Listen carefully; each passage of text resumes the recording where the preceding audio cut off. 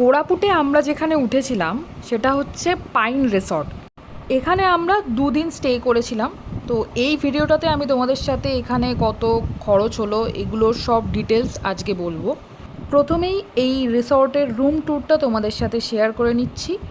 ঢুকেই ছিল একটা বেতের দোলনা আর দুটো বেতের চেয়ার, তারপরে ড্রয়িং রুমে ছিল সোফা, টিভিটা যদিও আমাদের একদমই দেখা হয়নি। এরপরে বেডরুমটা এতটাই সুন্দর, এতটাই খোলামেলা, আর এখানে প্রত্যেকটা দেওয়ালে দেখো একটা একটা করে জানলা রয়েছে, আর জানলাগুলো থেকে ভিউটা ছিল অসাধারণ। এটা সম্ভবত উড়িষ্যা ট্যুরিজমের গভর্নমেন্টের প্রপার্টি।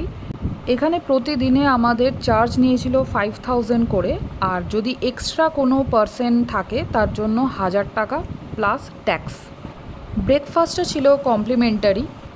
বারান্দা থেকে ভিউটা দেখো, ছোট ছোট পাহাড় দেখা যাচ্ছে আর সাথে পাইন গাছের সারি।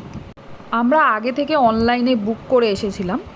এত বড় স্যুটটা, বাথরুমও কিন্তু এখানে দুটো রয়েছে। এটার আরেকটা নাম হচ্ছে কোরাপুট নেচার ক্যাম্প। তোমরা যদি কখনো কোরাপুটে যাও তো এই রিসর্টে একদম অবশ্যই থাকতে পারো, খুব ভালো লাগবে। এই রিসর্টের অ্যাড্রেসটা আমি কমেন্ট সেকশনে পিন করে দিচ্ছি। আজকের মতো বাই।